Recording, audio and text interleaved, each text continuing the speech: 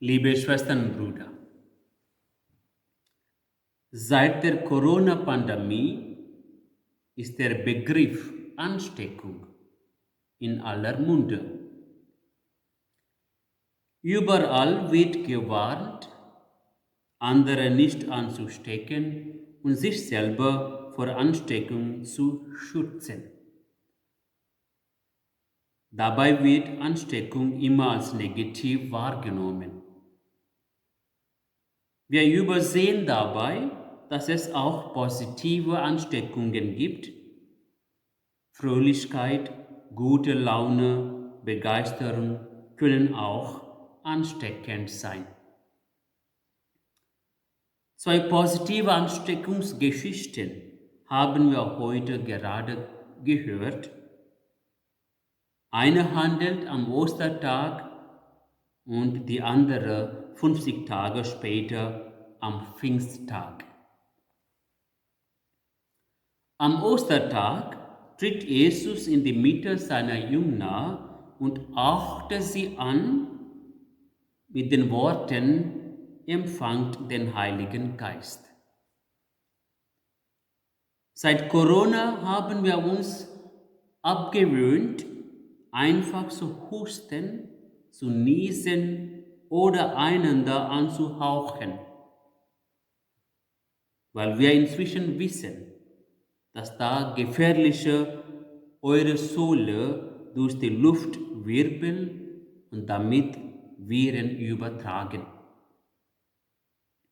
Seit Corona verstehen wir aber auch besser, was gemeint ist, wenn Jesus seine Jünger anhaucht.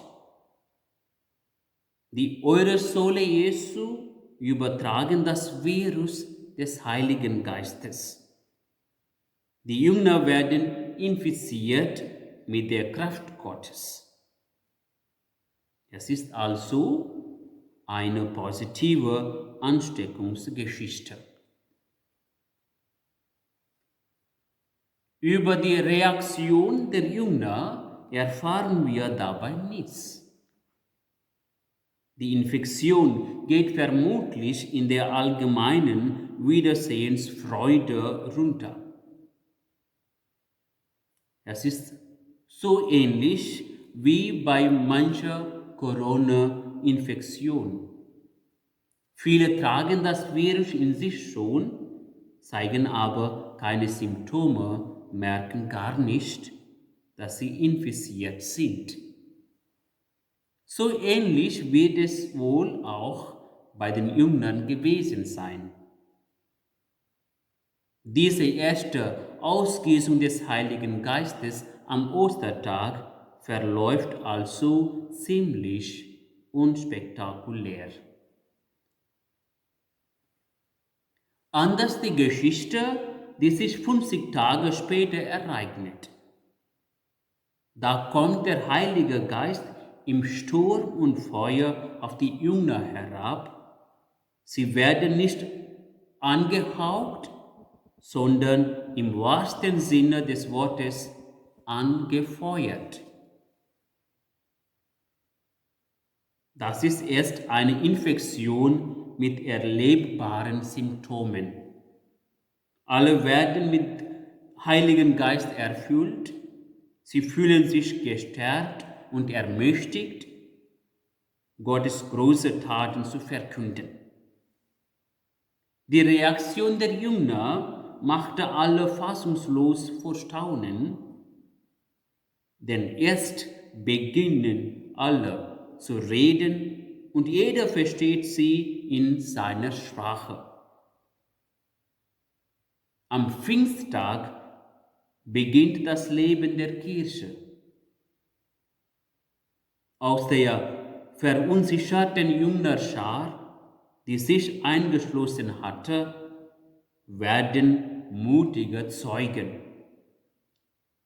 Von Jerusalem aus verbreitet sich die Botschaft des Evangeliums wie eine Pandemie über die ganze Welt. Liebe Mitchristen, heute am Pfingsttag bitten wir in allen Liedern und Gebeten um den Heiligen Geist. Wir sollten dabei nicht übersehen, dass wir ihn eigentlich schon haben. Im Sakrament der Firmung sind wir bereits mit dem Heiligen Geist infiziert worden sind.